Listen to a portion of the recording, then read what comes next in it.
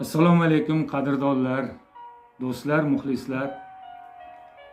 Yer shari juda ham keng. Alloh shunday yaratgan. Lekin insonni qaysi yurtda tug'ilishi, qaysi joyda tavallud topishini faqat yaratgan o'zi biladi.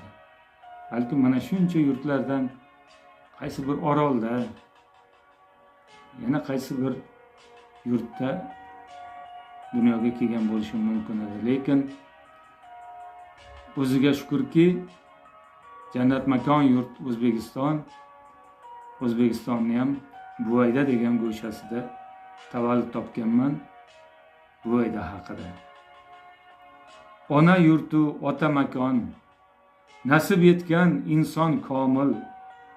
Bir odam uchun topmoqqa shon, tavallud joy muhim omil. Dunyo kezsam yodda hamroh, Parijdami, Dubaydami, peshonamga bitgan Alloh, unutmayman Buvaydani.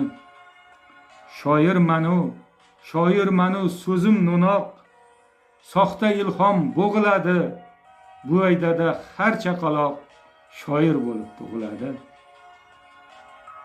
Noni mador, zamzam suvi, Mirzo Sherbit dil qatidan, onani ham deymiz buvi, Buvaydaning hurmatidan.